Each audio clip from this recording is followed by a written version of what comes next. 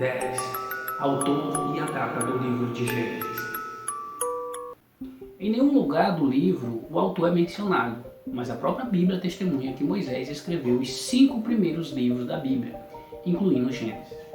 Portanto, a tradição judaica e a tradição cristã aceita que Moisés é o autor desse livro. Mas ainda existem algumas discussões em relação à autoria do livro e o período em que foi escrito. Alguns acreditam que Gênesis foi escrito após a época de Moisés, enquanto outros acreditam que o livro foi escrito antes dele. 9. Os destinatários do livro de Gênesis. Sem dúvida, o público original do livro de Gênesis foi o povo de Israel. Provavelmente Gênesis foi escrito para encorajá-los durante o difícil período do Êxodo. Os israelitas estavam deixando o seu passado no Egito e partindo para conquistar a terra prometida pelo Senhor. Por isso, o livro de Gênesis explica verdades fundamentais ao povo de Israel. Ele relata a criação de todas as coisas, o início da história da humanidade e a origem do próprio povo de Israel. O livro de Gênesis mostra como Deus escolheu os israelitas para um relacionamento exclusivo com Ele. 8. Algumas características desse livro. Gênesis é uma introdução aos outros livros de Moisés, Êxodo, Levíticos, Número e Deuteronômio, bem como todo o Velho Testamento. Gênesis reconta os acontecimentos que ocorreram durante a dispensação de Adão, Enoque, Noé e Abraão. Assim, Gênesis fornece o único registro do Velho Testamento de muitos acontecimentos importantes, incluindo a criação e a queda de Adão e Eva. Entretanto, Gênesis não se concentra nesses períodos igualmente. Apenas 11 capítulos de Gênesis são dedicados à época da criação da terra até Abraão, enquanto 39 capítulos são dedicados à vida de Abraão, Isaac, Jacó e dos 12 filhos de Jacó. Essa ênfase sugere que Moisés desejava ensinar aos filhos de Israel sobre o que o Senhor fez com os seus antepassados, por meio dos quais Israel se uniria a ele na obra de abençoar todas as nações e famílias da terra. 7. Os propósitos do livro de Gênesis. Com base no tópico anterior, podemos dizer que os principais propósitos do livro de Gênesis são revelar a soberania de Deus na criação do universo, ensinar ao povo de Israel sobre os propósitos eternos de Deus, explicar a origem da humanidade e a do pecado, relatar como foi a vida dos patriarcas do povo de Israel e revelar o início da história da redenção, apresentando um conceito totalmente monoteísta. Gênesis fala de um único Deus, soberano, criador de todas as coisas. 6. Resumo do livro de Gênesis. Existem diferentes formas de organizar o conteúdo de Gênesis. Aqui vamos destacar 3 formas diferentes. Gênesis se divide em 3 seções. A primeira seção conta a história primitiva, dos capítulos 1, versículo 1, ao 11, versículo 9. A segunda seção fala sobre uma antiga história patriarcal, dos capítulos 11, versículo 10, ao capítulo 37, versículo 1. A terceira parte nos conta a história de José, dos capítulos 37, versículo 2, ao 50, versículo 6. Essa última seção também é um tipo de transição entre o primeiro e o segundo livro da Bíblia. Ela fornece detalhes fundamentais para a compreensão do livro de Êxodo. 5. Intervalo de tempo. O livro de Gênesis começa com a criação do céu e da terra, o sol, a lua, as estrelas e a vida. Termina, no entanto, com a morte de José. Isso significa que o Gênesis abrange quase 2.300 anos de história bíblica e a maior parte do livro da Bíblia. Para colocar isso em perspectiva, todos os outros livros da Bíblia, do Êxodo ao Apocalipse, cobrem um pouco mais de 1.800 anos. Os últimos séculos que Gênesis cobre não estão espalhados uniformemente pelo livro. Gênesis 1 até Gênesis 11 abrange aproximadamente 2000 anos, a grande maioria dos quais ocorre o crescimento fértil, e os restantes 300 anos são cobertos por Gênesis 12 até Gênesis 50 e ocorrem em Israel e no Egito. 4. Histórias semelhantes. Há várias histórias em Gênesis que se assemelham a muitos mitos e outras culturas. Contos de criação e mitos de inundação são encontrados em centenas de culturas em todo o mundo ao longo do tempo.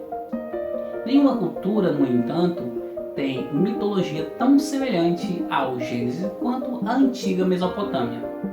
O Enuma Elish é a versão mais intacta do mito da criação da Babilônia e parece muito similar ao Gênesis. De fato, algumas traduções são quase cópias, palavra por palavra.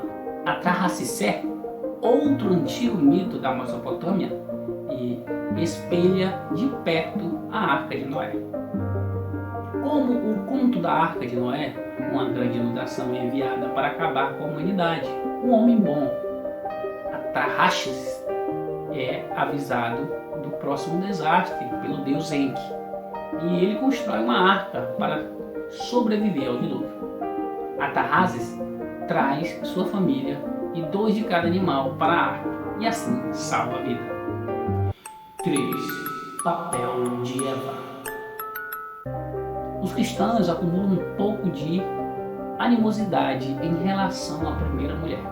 Ela é frequentemente vista como a tentadora original, a razão da queda da humanidade e o nascimento do pecado original.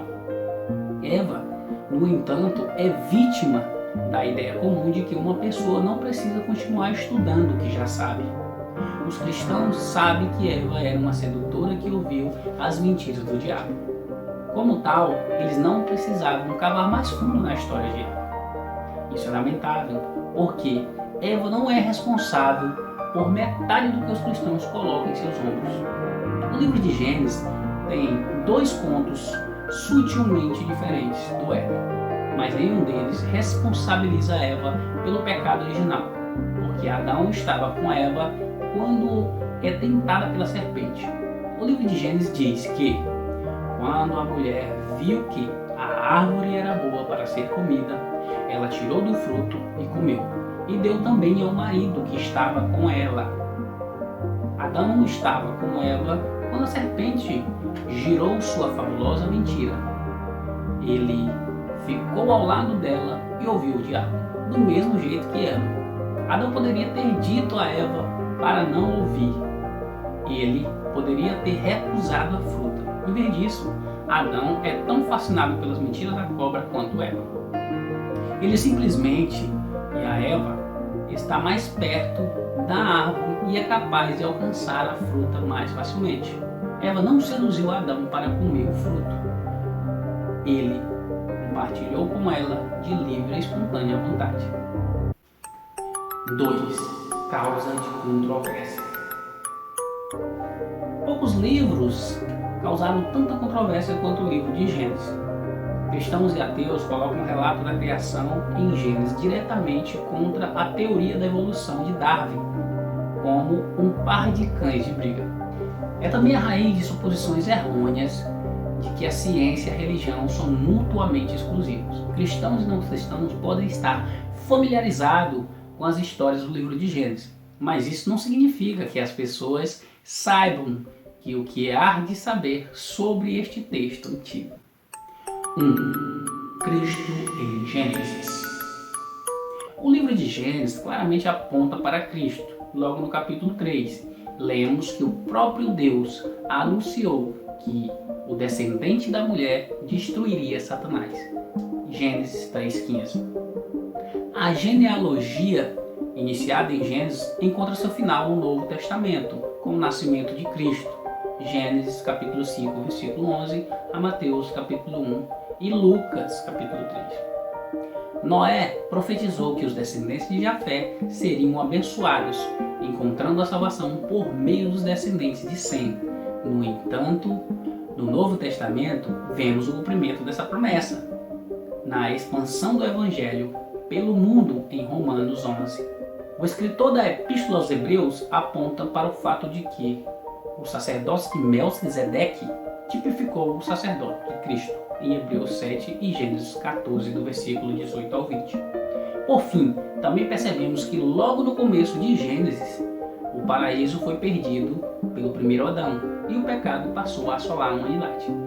Já no Novo Testamento, vemos o último Adão restaurando o paraíso e garantindo ao seu povo a vitória sobre o pecado.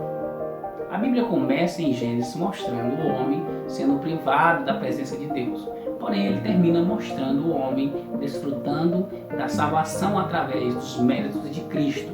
O homem não mais voltará ao Éden, mas habitará com o Senhor no novo céu e nova terra.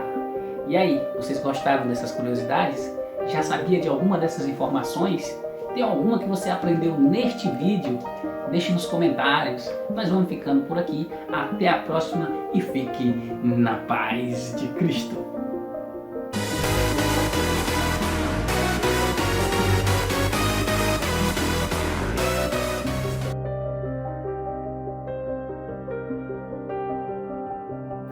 Em nenhum lugar do